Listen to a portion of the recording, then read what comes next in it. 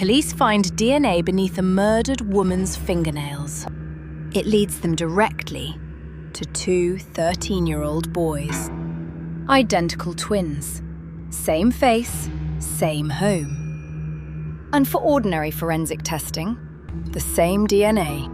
One of them had been inside the victim's bedroom, but science could not tell police which one. Then investigators opened the twins' phones. One contained ordinary family messages. The other contained research on serial killers, strangulation, body disposal, and one deleted message. I'm probably going to get caught. Tonight we're talking about the murder of Sheila, Denise, Tenpenny, and the identical twin mystery that DNA alone could not solve. Welcome to the podcast, You Can't Unhear.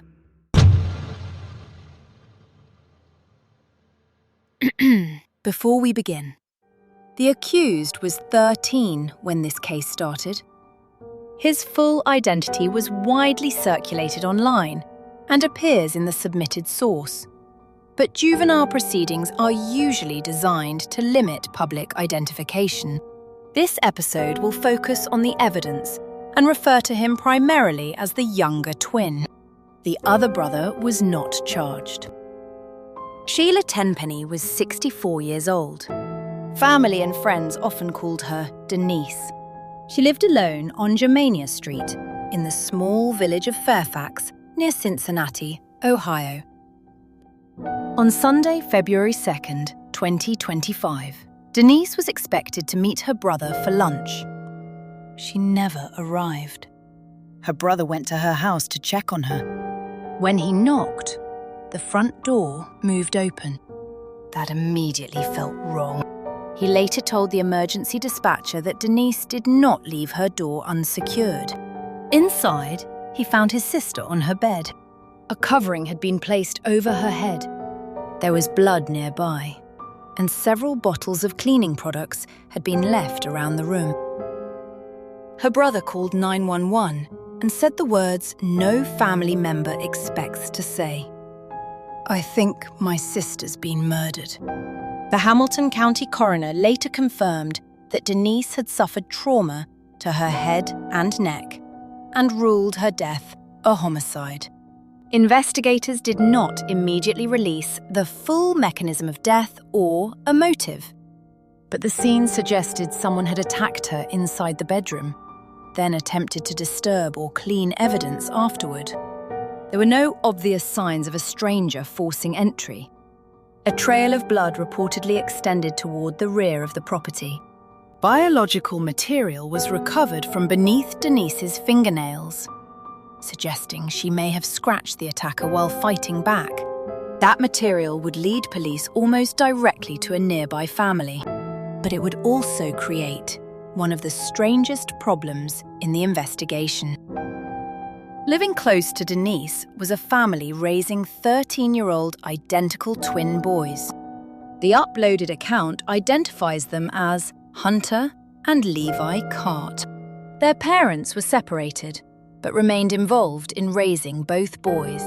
One twin had cerebral palsy and mobility difficulties. The boys were homeschooled, interested in true crime content, and preparing to move with family members out of state. When police first visited the home, the family believed officers were simply interviewing neighbours. The mother explained that the weekend had been unusually chaotic. One boy had reportedly been ill. The other had been taken to an emergency room after the family cat scratched his face badly enough to require treatment. At that point, the scratches seemed like an unfortunate coincidence. Later, they would become part of the case. Police collected cheek swabs from both twins. The result was a match to evidence recovered from Denise's bedroom. But both twins matched. Identical twins form when one fertilized egg divides into two embryos. They therefore share almost all their nuclear DNA. Standard forensic profiling examines selected locations within the genome. Those markers are excellent for separating unrelated people, and even most siblings. But identical twins usually produce the same result. The DNA could tell investigators that one or both boys had contributed the sample. It could not tell them which brother. In theory, extremely deep whole genome sequencing may sometimes detect tiny mutations that arise after identical embryos separate.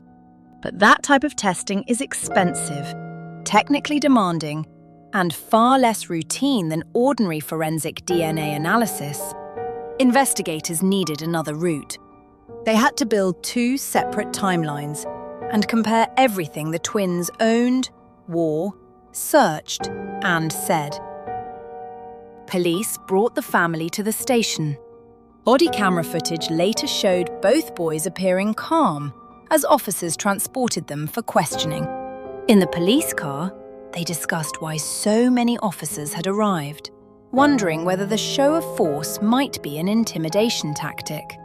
Their mother quickly became suspicious. She repeatedly asked whether the children were considered suspects and demanded that they receive legal representation. Her reaction was not evidence of guilt. It was apparent realizing that what had been described as a neighborhood interview was becoming something much more serious. The twins were interviewed separately.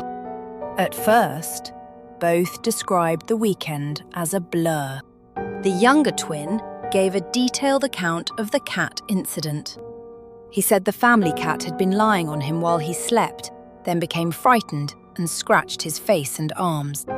He described cleaning himself, showering, and trying not to wake the household. Because of his cerebral palsy, he said moving around the bathroom had been difficult. The explanation placed him inside the house, injured by the cat, during the hours surrounding Denise's death. But investigators decided to examine the animal itself. The cat was reportedly calm when officers approached it. More importantly, investigators doubted that its claws could have produced all the injuries they observed. And a cat scratch alone could not explain the DNA inside Denise's bedroom. Police then searched the family home. What they found began separating one twin's life from the other's. Inside the younger twin's belongings, investigators reportedly recovered a dark notebook. One page contained threatening language. Other pages documented mobility exercises related to his disability. By itself, the notebook was ambiguous. Teenagers write disturbing things for many reasons. A violent phrase does not prove a murder. But the phones offered something far more specific. The older twin's phone appeared largely ordinary. Family messages, normal searches, no clear fascination with Denise's killing. His device activity also helped place him away from suspicious online behavior during key periods. The younger twin's phone told a very different story. Investigators reportedly found conversations in which he described himself as having very little empathy. He claimed to have harmed animals in the past. He saved information about serial killers, sadism, strangulation, methods of controlling victims, and the disposal of bodies. He researched famous offenders and their psychological profiles. Some of those statements may have been exaggeration, shock talk, or attempts to appear dangerous online. But when placed beside an actual homicide, they became highly relevant. The timing was even more troubling. Phone records reportedly showed activity during the early morning hours when investigators believed Denise was killed. The younger twin used his camera for an extended period. Later that morning, he began searching for information connected to the Fairfax Police Department. After leaving the area, he searched topics involving familial DNA, police interrogation methods, Ted Bundy, and so-called murder kits. Then came one of the most damaging alleged messages. He wrote to someone online, "I'm probably going to get caught." He later deleted it.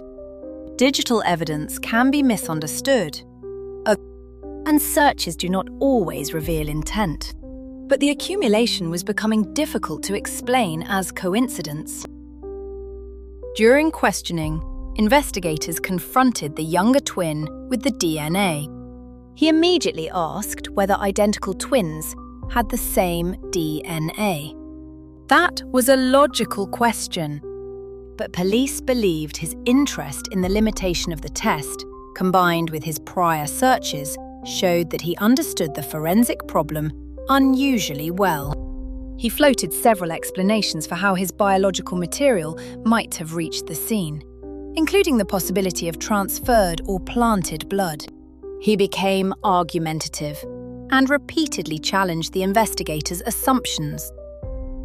Still, the case needed evidence that could tie one specific twin, not simply the shared DNA, to Denise's bedroom. Investigators say they found it.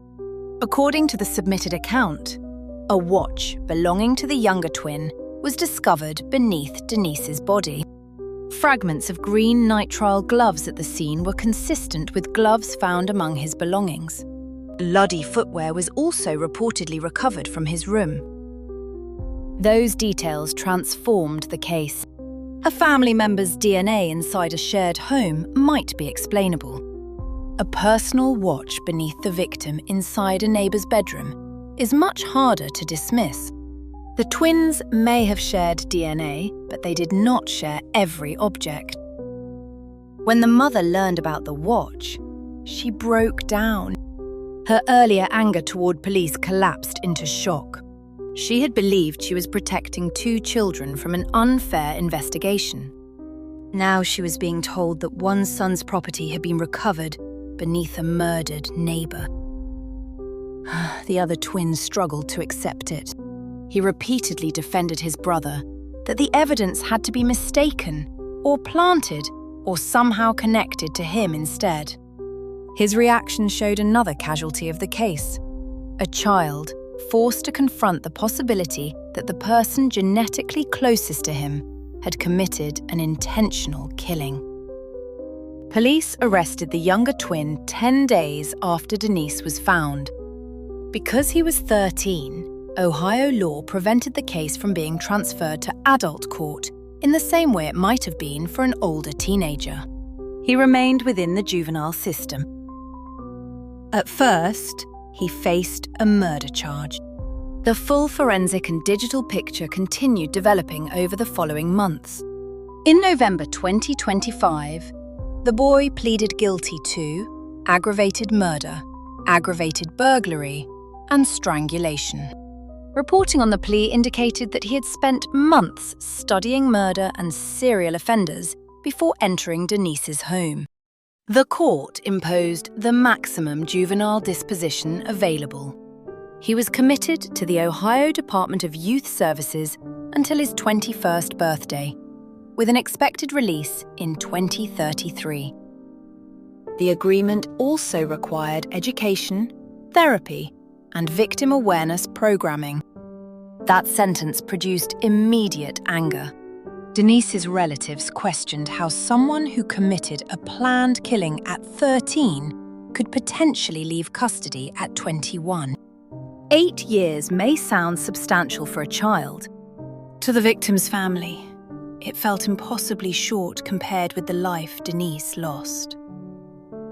But juvenile courts operate under a different philosophy from adult criminal courts.